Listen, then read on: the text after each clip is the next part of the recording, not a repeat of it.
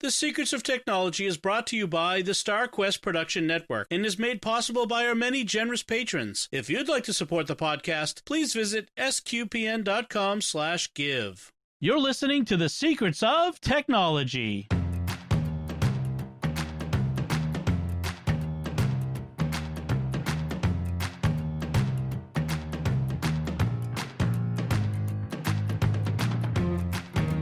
Hi, I'm Dom Bettinelli, and you're listening to The Secrets of Technology, where we discuss the technology news that's important to you from a uniquely Catholic point of view. And joining me today on the panel are Fr Cory. Hi, Fr Cory. How's it going? It's been a while since I've been on here. I know, you're a stranger now. And Pat Scott. Hi, Pat. Greetings and salutations. So, as you all may or may not have noticed, we didn't have an episode last week. I was on vacation with my family, taking a brief bit of time off, and while I was on vacation, I had a bit of technology woes. I was just saying before we started, this is becoming a regular segment now. Dom's Tale of Woe of the Week. I don't know what it is, but I'm having technology problems all the time now. We will accept submissions for bumpers for this section of the show.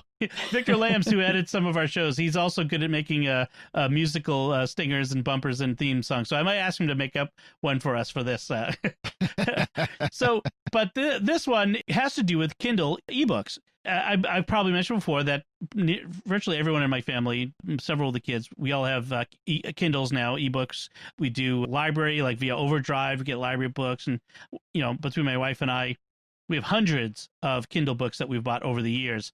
And so recently in July, my daughter's Kindle stopped working. It broke. And so we traded it in. I got a new one. We sent the old one back as a trade-in. We got, some $20 or something for it, which is not bad given that's like 20% off of the price of a new one. So the week before we went on vacation, my daughter started saying, Dad, some of the books that I want, that I usually read or that I've been reading, aren't in the library. I'm like, oh, she must be doing something wrong. I mean, obviously, that must be it, right? So, but when I looked, they weren't there. That's really strange. And it's like, let me just go and see. Like, I know we had bought, Star Wars: The Rise of Skywalker novelization. So let me go check that. Yeah, it says we bought it, but when I go to the Amazon page to, where you could say re-download it, it just says buy it. I'm like, that's really weird. But I bought it just to see what happened, and it went through as a purchase. I'm like, but I was busy packing, to go on vacation. I just didn't have time to deal with it. Well, while we're on vacation, the other children and my wife Melanie came to me like, look, we're missing all of these books. And as I went through it, it wasn't just one or two books. There was more than 100 books missing. Wow. That we had purchased. Because I've had an Amazon account for more than 20 years. I've bought a lot of books from them. And so long story, very long story, longer than it should be, but still shorter. I spent a lot of time of my vacation on Amazon's customer service chat with various folks for whom English is not necessarily their first language, let's say, charitably, trying to explain to them what's going on, and then going around in circles about the problem. And it turns out that it might have been my mistake, but bad user interface design on their part, or it could be something they did. But when I sent my daughter's Kindle back, all the books that were on her Kindle got deleted from our library. I don't know why that should be possible. I'm not sure why I would want to delete books I've purchased from my library, but that's weird. Yeah, so be careful in that with that. But it also reminds me that I need to continue to do something I've been trying to do for a long time, which is back up my Kindle books, which is possible. And I want to recommend, this is actually a pick we've mentioned before, but I want to recommend it again. It's an app called Calibre. It looks like Calibre. It looks like the word Calibre, spelled in the British or Canadian fashion with the E and the R reversed. But it's Calibre. I'll put a link in the show notes.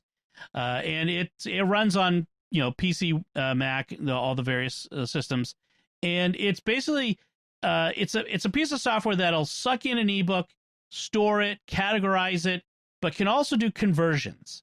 Although you can't convert books that have digital rights management like Amazon books without also adding in some other tools that they technically it strips the DRM, but you have to put the serial number of your Kindle in. So you have to own a Kindle in order to use it properly. Oh. So it prevents you from just giving away, stripping the DRM and giving away the book. There are probably other ways to do that. I don't know. I don't do that. But what it does do is allow you to at least I'll go over how to download and store your books, your Kindle ebooks, and that way you can, if something like this ever happened to you, or if it ever happened to me again, you don't have to go through the hassle of having Amazon restore them one by one. Like I had 100 books that they had to restore one by one, clicking over and over again. So this is what you do. You go to your Amazon account, go to Amazon.com, you go under your accounts and lists, and you go to the page where it says your content and devices. And under content, you'll say show books and then purchases. So books is the default, I think, but purchases. You just want to see books you've purchased, not borrowed or that sort of thing. Then you'll see all of your books. And if you're like me, we have 576 books listed there. And under actions, you'll see like a little button with 3 dots in it. You'll click on that, and it'll say, you'll look for the link that says download and transfer via USB. Now, you're not transferring this via USB, but this is how you get it to download it to your computer. So you click on that link. It'll ask you to which device are you downloading this to, because you need to. It's going to embed the serial number for that device in the file to associate this with you. So you just pick you usually just pick your default Kindle or whatever. If you have more than one Kindle, just pick one of them, and then click download, and then it will download to your drive, whatever directory or folder is the default for your browser. From there, once you've downloaded them, but you're gonna have to do this one by one. There's no way around this. You got to do it one by one. Then you open up Calibre, and there's a button to add books, and you can add a whole bunch of books at once. That's nice. So you add books from a directory. You'll click the button, and it will automatically pull down. It should pull down all of the metadata, the cover, the author, all of that sort of thing, associated with the book, and then it will file the book somewhere else on your drive, wherever the default place is, or if you select a new place for it to file the books. The nice thing is books are mostly text, so they don't take up a whole lot of space on your drive, regardless. Once you do that, then you can stop there, because that means you've now got the file, you've backed it up, and you've got it in a place to hold on to it. And then you there are things about converting it to other formats, so that if you want to put it on your iPad in the ebooks format, or the EPUBs format or something like that, there are things that Calibre lets you do. But just for backing up, this is what I would recommend. Now, do either of you back up your Kindle? See, now I just have the Kindle app, and that's where I think it's kind of interesting that it does not work with Kindle app. You have to have a physical device, Kindle device. Even like an iPad isn't sufficient. You have to have the actual Kindle. So I don't back them up, but I don't have as many on ebook anywhere near what you have. So I'm not quite as worried about. I'm actually was thinking, I'm more concerned about Audible books, but those used to be you could just download them and just play them. That you could get them in formats that were playable offline. I wonder if they are now. The audiobooks are in the same place in your account under content and devices. So you can look there and see if you can download them. Let me see if I get audiobooks here, and come on. Because I remember when Audible, but this was before Audible was bought out by Amazon. It was very easy to download your Audible books, and then it would use the Audible player to kind of DDRM them. Right. And then you could save them as MP3 or whatever. Yeah, there doesn't seem to be a way to download it this in the same way that you can do with your ebook. So that's something to keep in mind. Let me click on here on this one.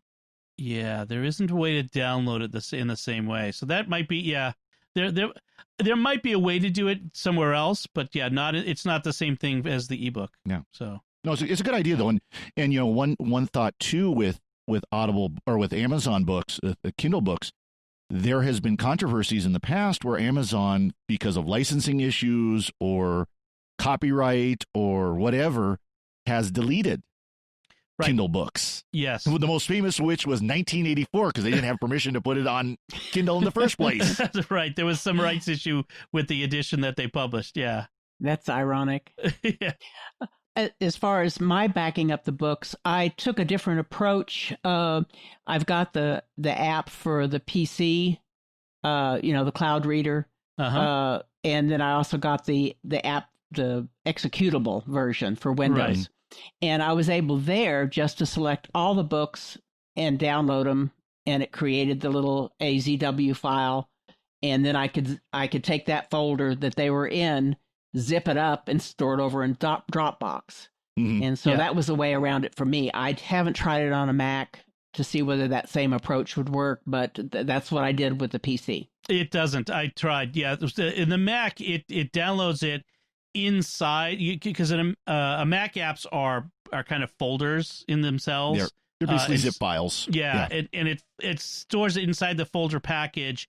And oh dear. The file names are like these random names, like random number letters and numbers. So you don't know what's what. You don't know which book is which. So it doesn't. Well, that's true. It did create, it gave me a folder with that type of thing. But as soon as I clicked on it, it called up the app so I could read it from there too. Okay. You just don't know which folder, which book is which until you've opened it. That's true. Right. Yeah. But if I were just saying I want a backup, I do have at least that backup. Yeah. So you can do that. Yeah. You can do that aspect on a Mac. Yeah.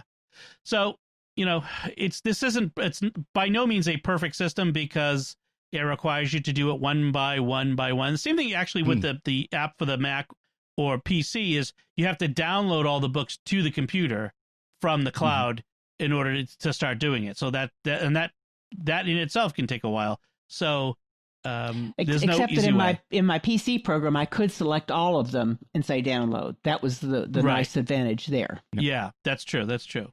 So it's something you may not have thought about. Hey, this is something I should back up, but maybe you should. Yeah, it almost sounds like it was a database problem on the Amazon side that the database with your profile got corrupted somehow.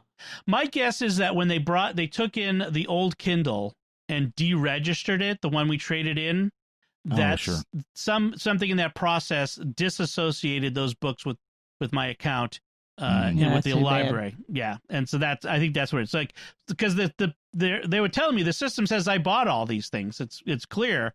But it also showed that they were not in my library. So the customer service rep had to go step by step. That's only part of my Kindle problem. I won't go into details in the other one because we fixed it by getting a warranty replacement, but my son's Kindle, I put it on the Wi-Fi at the house we were staying so we could download a new book to it. And as soon as we did that, it started a system update, which froze in mid-process. And brick it. Yes, it bricked, and it took me days with their customer service because they kept wanting to go, well, wait 4 hours to see if it finishes. It's not going to finish. It's been a day. Yeah. I have waited 4 hours and 4 hours and 4 hours and 4 hours. You getting the hint? Well, then it was like, how much battery life is left on it? I can't tell you that because I can't see that. It's not on that screen. Golly. I finally got them to the point of saying it's in warranty. Just send me a replacement. Yep. So we're doing that. So that was a whole nother thing. But my woe is your opportunity to avoid a problem by backing up and at least having a little bit of reassurance that your books are not going to disappear in that case. One comment I wanted to make, too, is that you mentioned that Amazon could remove a book. Yeah. And in many cases, I know people that have, I will purchase a book and then I will see that the author's actually made changes and the update is there for me. Yep. And that's kind of nice. Yeah, every once in a while you could go back to that page, the content, and say, see updates. Get the latest. Yeah, I often, I don't know how effective it is, but I often, when I see a typo or other error in the book, I will actually, there's a way you can hold it on the screen and say report error and report typos and things like that. I don't know if that does any good. It's just. I bet you those are the ones I found, Dom. Yeah. Let's hope. I feel like I'm doing something anyway. All right, so let's move on to our first segment, our first news segment to talk about. So the big thing a lot of people talk about is this big controversy over Apple's walled garden. Apple famously has created this system with iOS devices where you can only get apps on the phone without going through machinations, but really for 99% of people, get apps on the phone through the App Store. And that means that if it's not a free app, Apple gets a percentage of the purchase price. And it also sets up these situations where Apple has to create these rules that say you can't get around our 30% tax by charging people outside of the system and letting them sign up for things outside of the App Store. Unless you're Amazon and you're the other, 800-pound gorilla in the room that ready Netflix. to pounce. Yeah. Well, actually, no. Amazon still has this problem. Like, you cannot buy a Kindle book in the Kindle app on your iOS device. You have another way to do it. Yeah. You could go to a web browser. Right. Yeah. Right. Whereas that seems like they're also aiming at those people who are doing it outside their system. Trying to force that too. Right. Well, there's this debate. Like, if I go to Amazon and I go to their app and buy a frying pan, should Apple get a chunk of that? Well, no. So why should they get a chunk of the ebook? Right. Okay. So there's a little bit of a gray area there. But what makes an ebook different from, say, a player skin in Fortnite? Right. And that's where we've run into a huge issue. Or even more, of course, referring to Epic Games with Fortnite has basically forced Apple's hand. Yes. And what they're doing is not just Fortnite. They want to bring the Epic Games launcher to iOS. So you can get apps through Epic Games, not Apple. Right, and that means Google Stadia, which we've talked about before, and Microsoft's xCloud and Steam, and all these systems which would let you play games that are not iOS games or just use software. It doesn't have to be games. That's not iOS software, but uses your iOS device, your iPad, let's say, as a screen, as a dumb terminal, as a thin client, maybe some people say, to get access to software running on a server somewhere. So you could play a top-notch game that would be like an Xbox game or a PlayStation game, but you're playing it on your iPad. It's not using the iPad's resources, a CPU. It's using a CPU on a server somewhere. And so it's sort of funneling it through, almost like, now, some people would compare it to Netflix. I'm watching a program from Netflix. It's not running on my iPad. It's running on a server, and it's just showing me the visual cue of it, the visual aspect of it. Really an extension of like remote desktop. Yes. But instead of remote desktop into doing, Word and Outlook and things like that, instead you're doing, an Xbox game or a Google game or something like that. Well, like, for instance, Microsoft Office, they have an app for the iPad and the iPhone and all those things, and there's no charge for those. And yet you have to be an Office 365 subscriber to use them. Right. So, it's like, why is this different? I understand Epic wants to make money too. That's why they're really doing it, is to make money. But there's a lot of other things here that are parallel. Well, Epic made, I think, what was it? Something like $400 million on Fortnite in the first 6 months of the game launch through the App Store. And Apple, that's what they made. Apple made on top of that, hundreds of millions of dollars. This is a lot of money we're talking about here. Yeah. And there's a lot of moving parts, and it's very tricky to figure out.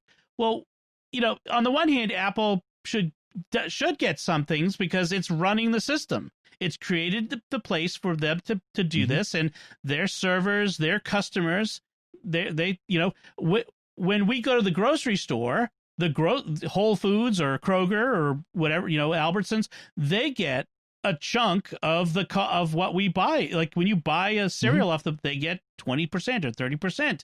That's the mindset that Apple has. Like, this is no different. It's the markup. Right. You're renting our space. Right. I think, though, the question is, and I think what Epic's bigger concern isn't so much the walled garden itself. Although, like I said, I think they would be chomping at the bit to get the Epic Games launcher on there, just as Amazon would want to get the Kindle Games launcher, as Google would want to get Play Store on there, et cetera, et cetera, et cetera. Right.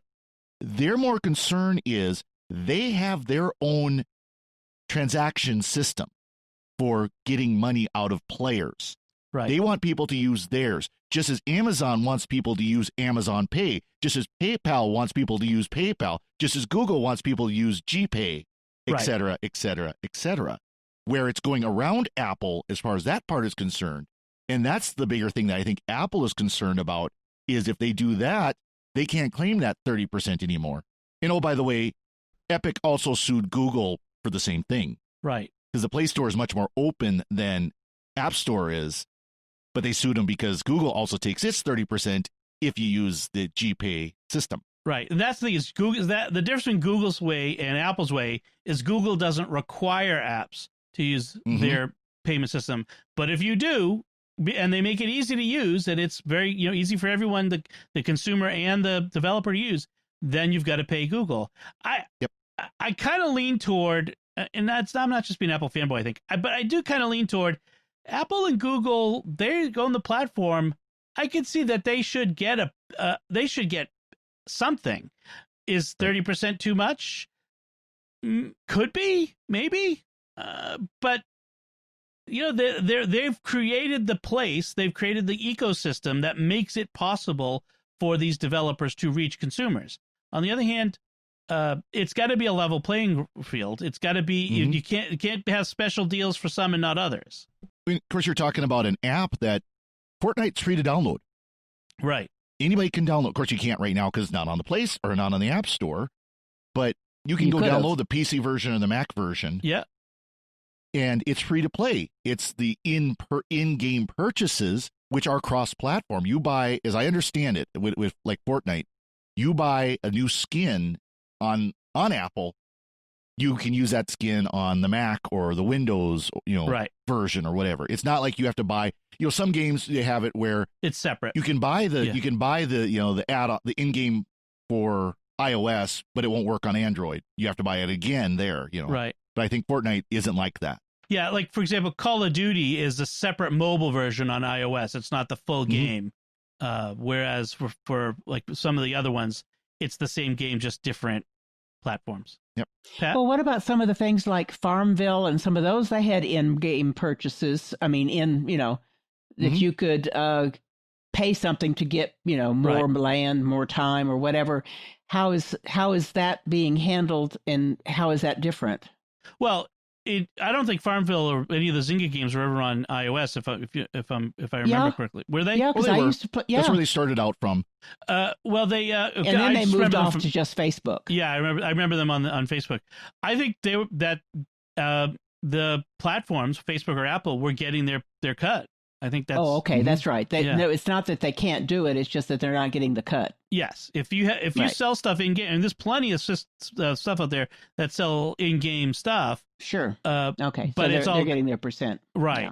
Yeah. And some of that. I want to kind of talk about I don't really care what big corporations get.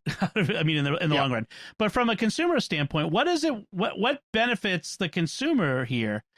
Because on the one hand, if it's all going through Apple or Google, do we have more assurance that everything is above the board? Because I'm not worried about Epic Games ripping me off, but I am a little worried about Fly By Night. Who knows, shovelware game, ripping me off and taking all my money with their in-game system that steals my credit card. That's not possible right now with the way Apple and Google have the system set up. I mean, it's a little possible on Android just because they don't have to use the Google payment system. Well, and of course, you have other payment systems out there. Right. Because, again, I said before, if Apple and Google were more open, of course, Google is, and you do see it where PayPal is an option within a game or within an app. Amazon payments are possible in an app. You can see Square, of course, Square makes all the plugins for iPads. that then use that do all the credit card transactions, like at grocery stores and restaurants and those bars. don't go through the Apple payment system.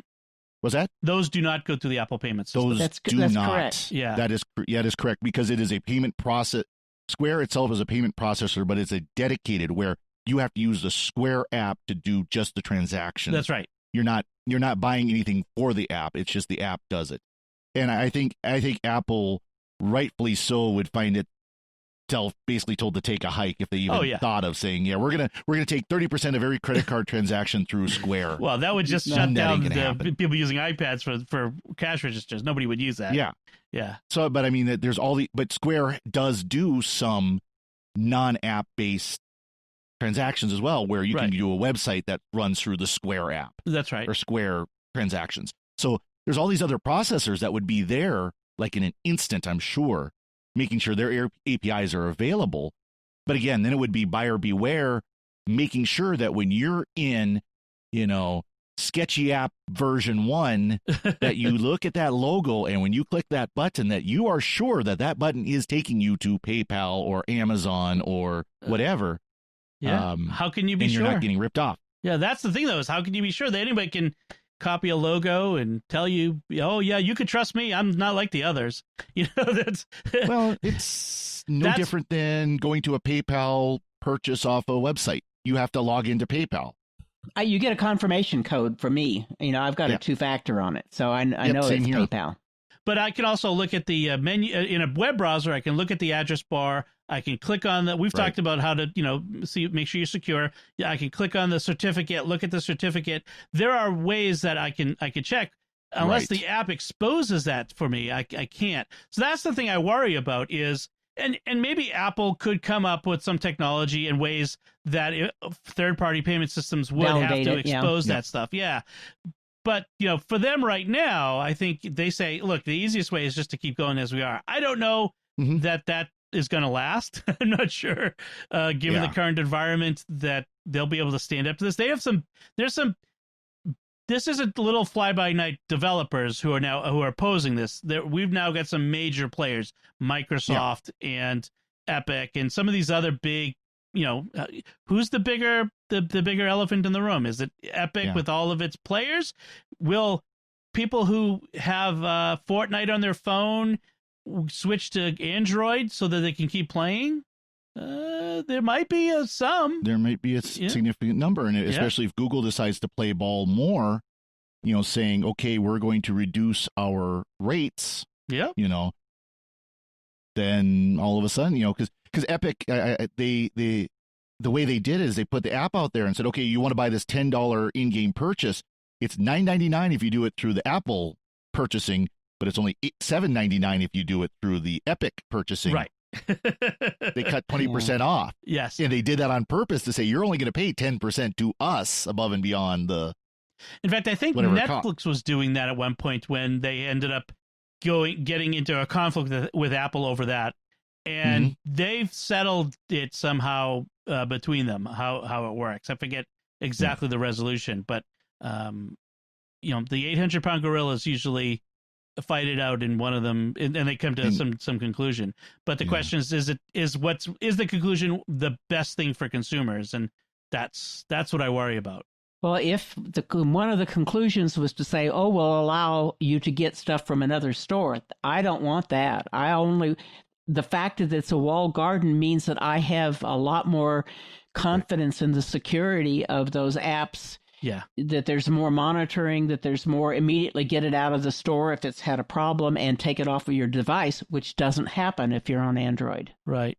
This is as an iPhone user, as an iOS user, the walled garden, like you say, is one of the reasons I like it. That's why I'm there. Yeah, and I get why Android users, why they would make a different choice, but at the moment we have a choice.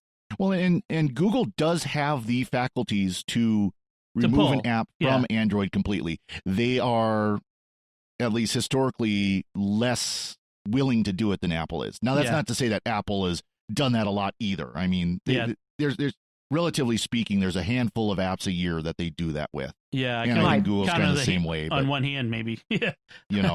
So I mean, it's not both can do that. The difference is with my Android phone, I can sideload the Amazon You don't have to be store if I wanted to. Where it's still a store that you could say is a trusted store, because Amazon is still at least as trusted as any of them will be. You know, things are still going to get through. Apple's still going to make mistakes. You know, I mean, they all do. So Right. But you could sideload a game from someplace that wasn't a store still on Android, which you can't with Apple, and that to me is unless you safety. jailbreak it, et cetera, et cetera. Right, unless you jailbreak, right. But yeah, I mean, there's especially when you're managing devices for other people and trying to keep them safe. People who listen to this show are probably a little more technologically savvy than other people in their lives, and probably are the ones who get relied upon. So having that option for people to keep them a little safer is good. I say this as someone who dreads the day that Apple decides that Macs need to be as locked down as iOS devices. They keep working that way, it seems like. I know. I mean, I really hope they don't make that mistake, because I'm off the Linux at that point, because I can't be locked down. One thought I had, actually shortly before this all went down this last week, Google, it seems like every time they sneeze, the European Union is knocking on their door about monopoly. Like right now, Google is in the process of buying Fitbit, or has already bought Fitbit. And EU is starting to look into that for monopolistic practices. Yeah. And I'm almost wondering if the EU is watching this lawsuit going, we might want to look into that. Yes. Which that could change the discussion dramatically. Because Apple is going to throw a fit if the EU starts sniffing around. Yeah, this could all get resolved very quickly if they think that the EU is about to get involved in this. So my guess is all these big corporations all have lawyers on long leashes ready to go with the attack order. So they're all revving up their retainers. Well, yeah. I mean, look at what Epic Games did. They literally had everything in place. So as soon as they released the update, they were ready to hit the send the suit button. Yes. Put out by the way, I don't know if hopefully some people have seen it, but they actually put out a parody of the famous Apple 1984 commercial. In Fortnite. Right. That released as soon as they got pulled. Wow. I wonder if there was like a big red button in the conference room at Epic Games. Yep. the CEO was sitting there at his desk going, do it. Yes. Trigger. Go. All right. So we'll keep up with what's going on here. My primary concern, like I said, is what does it mean for the user, for the regular folk, and how do we benefit or not from something like this, and how do we avoid getting caught up in the battles between corporate titans. So let's talk about a couple other headlines. There's a headline of the UK court rules police facial recognition trials violate privacy laws. And again, we've been talking about the facial recognition stuff lately on the show. A lot of places out here in Boston where I live, they have just said that the police need to stop using facial recognition. And as we've said before, part of it is because they're just not that good. Especially for people who are not white males, basically, because the systems have been designed to recognize those faces, and so it's a notorious problem. In this case, the UK Court of Appeals says that it unfairly impacts a right to a private life, which I thought was interesting in the UK, where there's cameras on every corner. Yeah, they do not have a right to privacy like we understand it here in the United States at all. Right. That's it's incredible. Yeah. If you're on the street, it's not private. Well, or a public building, even. Right. Yep. Exactly. I mean, apparently, according to this article, a 2009 study found that the Metropolitan Police, the London Met Police, system had an 81% error rate. Ooh. I mean, that is, but hey, in 2020, they switched to a better system, Clearview, which we all know is, that's the company, by the way, that scraped your photos from Facebook and Twitter without your permission to use in its facial recognition learning systems. So, yay. Yes, facial recognition. It's there. I mean, I love Face ID. I love having my. I wish my Mac would do it. Let me unlock it with my face. What I don't like is its use in some of these surveillance systems where it's random people that it's trying to recognize. It's very important to realize what you see on TV is not how it really works. Person of interest aside, right? Yes, yeah. Like just like they don't match fingerprints through a computer system in 30 seconds. That's still a very manual process. They don't run DNA in an hour. It takes weeks. The facial recognition is not as useful or accurate as TV likes to. Well, I wonder, of course, if you watch movies like Blade Runner, where there's these moving billboards that basically recognize you, and they show you personal ads as you're moving, kind of like you see on like Facebook and things like that, are supposed to be. But because it can do your biometric profile as you're moving, and people are working on things like this. Right. Some of that, now there are other systems that they're using for recognition. Some of it is Bluetooth eyes. Well, some of it's Bluetooth, so your devices. Some of it is being able to recognize the patterns of your eyes as you're walking from a distance, which is scary when you think about it. Or gait. Gait recognition systems. The way you walk is unique to you.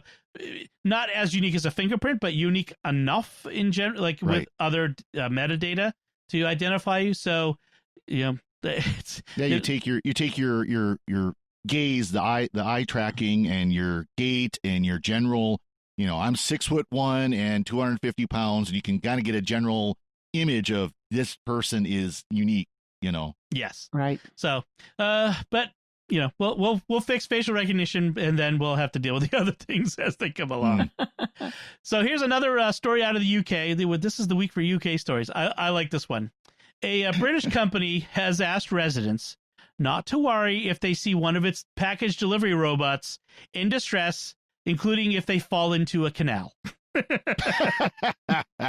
So in the city of Milton Keynes, this company, Starship Technologies, has had a pilot program for a couple years now, in fact, where they're delivery robots about the size of a cooler, like a little like a beer cooler, that deliver to people's homes, and they're pretty good, but they still once in a while end up in the wrong place. And so they've had to issue a press release to the community asking them, it says if people see a robot not moving, they shouldn't do anything because we're aware of where every single robot is to the nearest inch, and it may just be having a rest. I know when I go for long walks, I sometimes need to stop and rest. However, if on the rare occasion someone sees a robot swimming or in any other odd situation, then feel free to email us, and they give the email address. So that's funny. That is too funny. They warned that if an unauthorized person tries to pick the robot up, and they're small enough that someone might want to, it will screech loudly. So probably shatter an eardrum. Yes, they did That's say probably the point. Yeah, they did say we have had incidents. Wow. So I'm looking forward to having these sorts of package delivery robots available. I think it could really be an advantage, especially in pandemic time. If I can get a robot to deliver without having to talk to a face-to-face person who may or may not be wearing their mask correctly, doing the snorkel with the nose over the top. That might, I can see the advantage of that. But they've still evidently got a ways to go to make it work right. Well, and then the drones, the flying drones as well that Amazon's been working on for a while, and things like that too. Yes. That I'm a little worried about. Drones flying through neighborhoods and just hearing just the constant buzz of drones everywhere. Ugh, can we not escape that? That would drive me to distraction. I mean, if the robots with wheels make the same amount of noise, I could do without that. If they're quiet, that would be different. Anyway, so and then our next headline is about, let's see, for 6 months, security researchers have secretly distributed a malware vaccine across the world. That's right. You may or may not have already been inoculated with a malware vaccine. What do you think of this? This idea that for your own good, we're going to secretly install software on your computer to protect you from malware.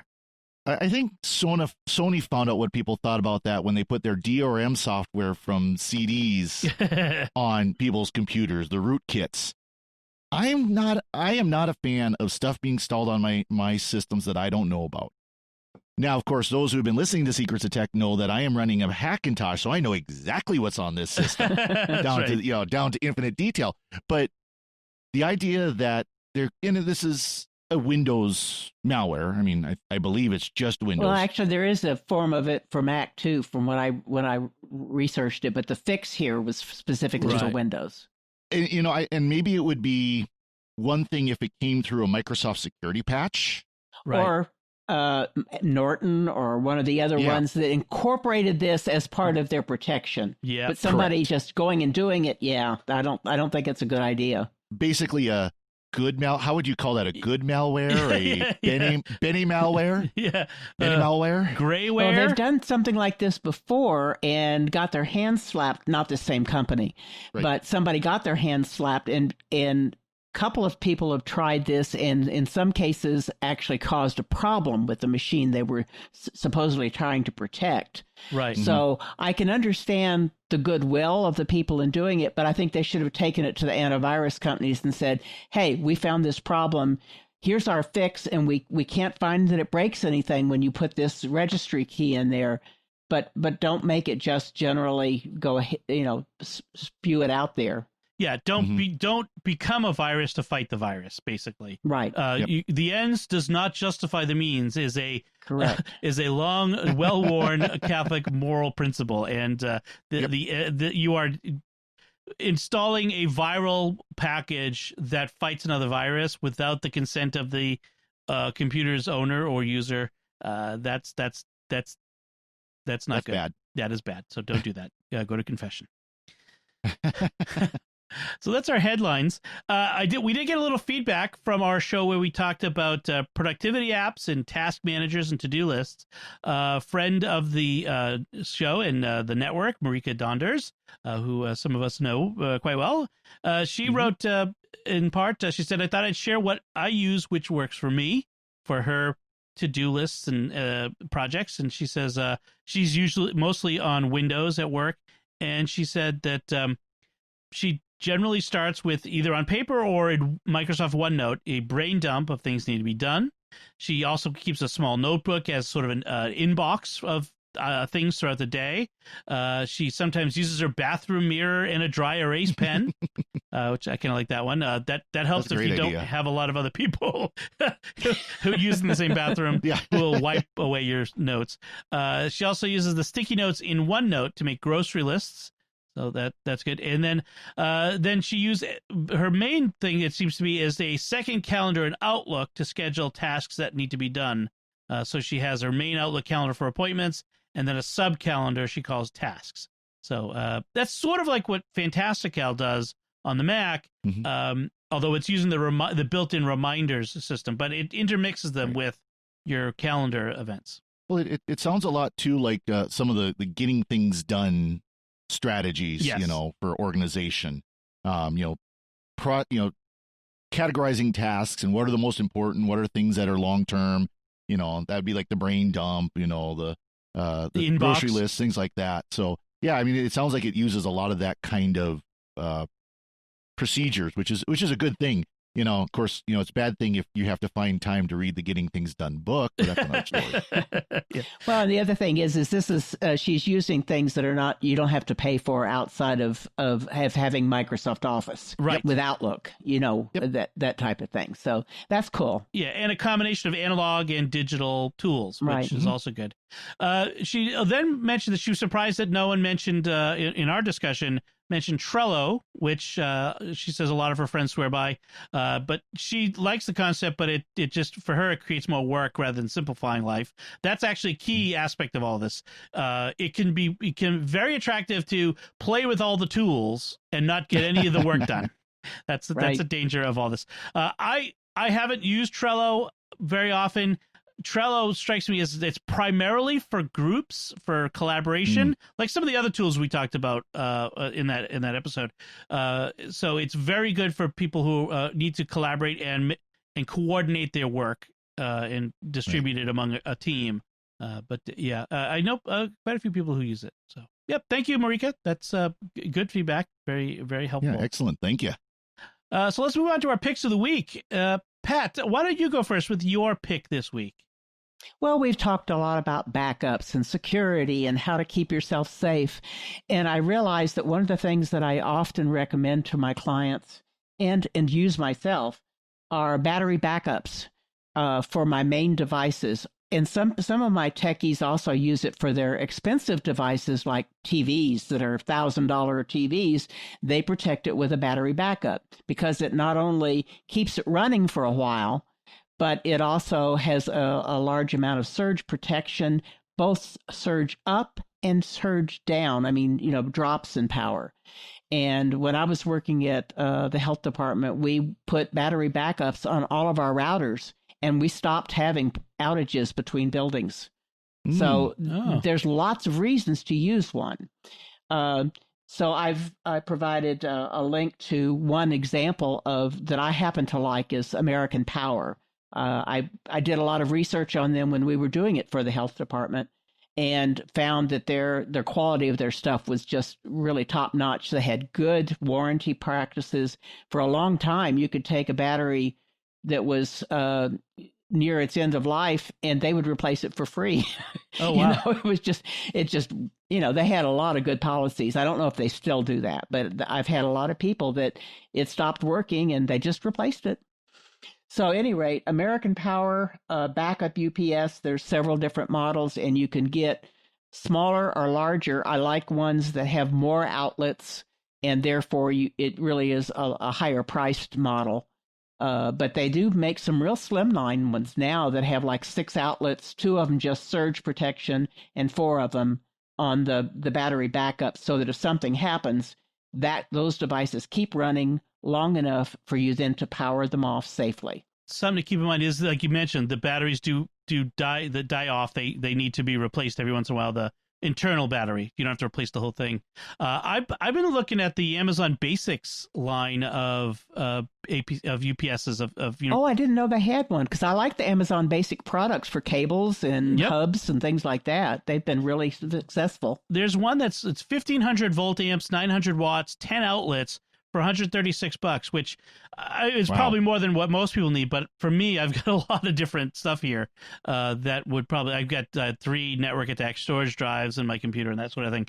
So it's on my Amazon wish list. So it's hopefully we'll be able to pick that up soon. But And the other thing you could do is, if you have a lot of devices, you could break it up and put half of them on one UPS and half of them on another, so that you didn't have one device that if it went down, all of it goes down. That's true. I could probably do that.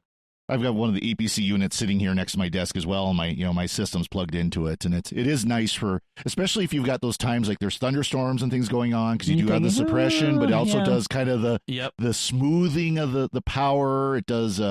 It's got the battery, and again, if nothing else, just the fact that the power goes out, it gives you even, 2 minutes to shut your system down.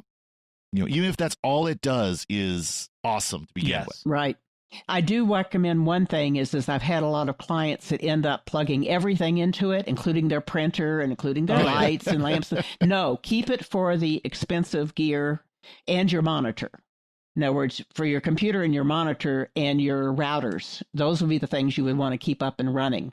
And the other things like your lamp, just put them into a surge protector. Yeah. Well, and the nice thing too is like the one that you linked to that Tom will have in the show notes. It has both the battery protection on one side and just surge suppression on the other. So you can put your printer on the surge suppressor side. Correct. But then have your computer and your monitor, say, on the battery backup side. That's an important point. Yeah, that they can only supply power to so much. Like you have to, you can't plug everything. You can't plug your fridge into it. It can only provide so much power, and that's an important thing. So only put the things you absolutely have to. I've seen people try to plug in vacuum cleaners into them, so I understand. No. It immediately. Why did our computer die? Because you blew the circuit breaker on the backup. Yeah. We actually had a problem at work with we had a network that went down every night, and they looked at all the gear and everything, and they finally parked somebody in there to watch, and the janitor came along and unplugged the plug to plug in the vacuum cleaner. I knew that was going to happen. Oh boy. Oh man. Yep. It's the human element. Yep. All right. That's a good choice, especially in the summer thunderstorm, hurricane, whatever season to get something like that. Very good.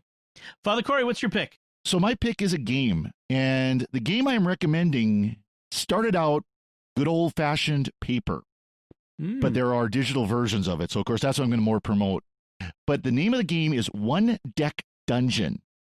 It's, like I said, it started out as a paper game, a desktop game that is kind of like, it's a roguelike. Now, if you're familiar with the roguelikes, the old classic terminal game Rogue, where you went through this dungeon, you're, hacking through this dungeon, and the dungeon was randomly generated. It was one of the first real procedurally generated games in existence.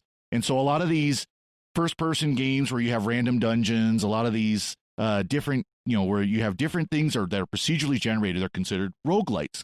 Well, this was a card-based, paper-based roguelike game. Well, they've brought it to PCs, Macs, Android, iOS.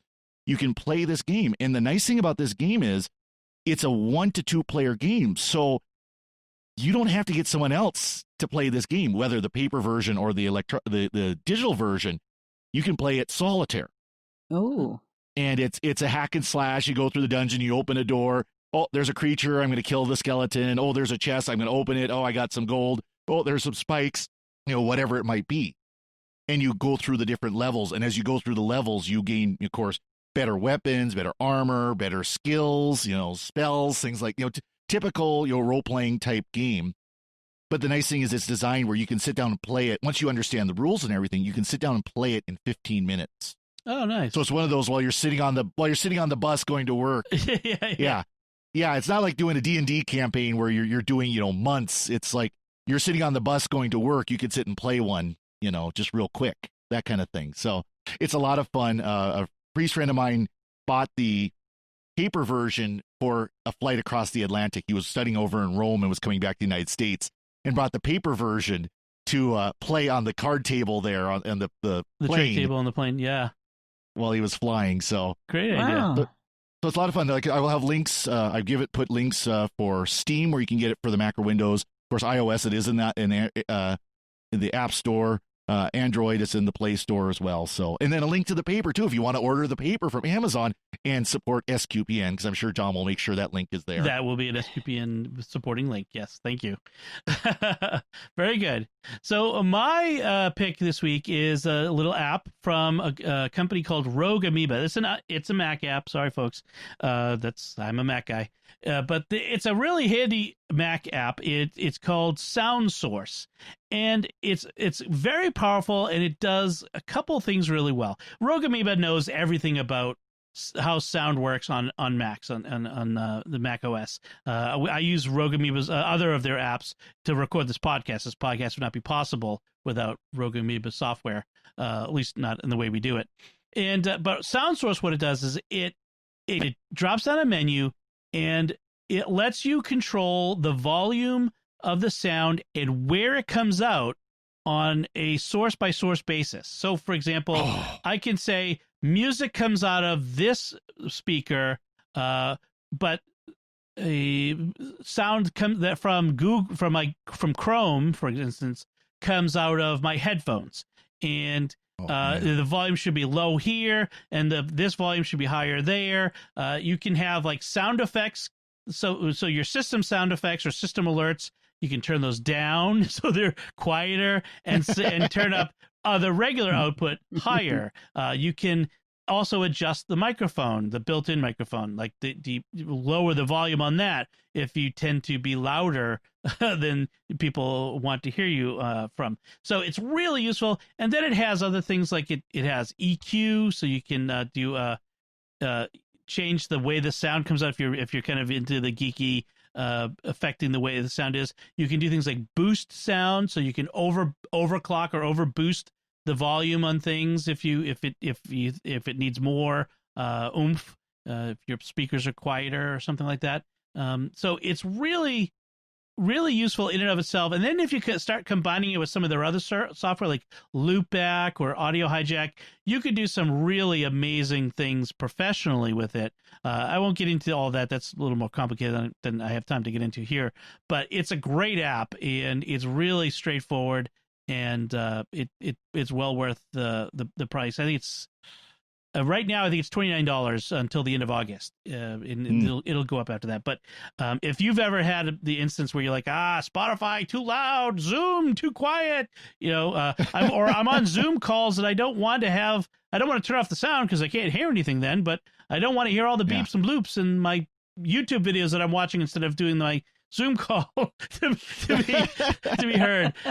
So certainly it's well within the round the wheelhouse for that sort of thing. That's interesting. Yeah, I was just thinking here. I'm sitting here in front of my computer where I've got 4 different output sources that I could do. I could do my speakers. I could do speakers on each monitor, and then the microphone. I've got headphones where my headphones go through. Exactly. Yeah, and I can have it going through all of them. I have USB speakers. I've got headphones plugged into the jack, and then there's several other outputs that work. I've got some virtual speakers, sort of things, virtual audio devices that you can create in that can send sound to different places. It's really, once you get into it, it's a really amazing what you can do with the sound on your Mac.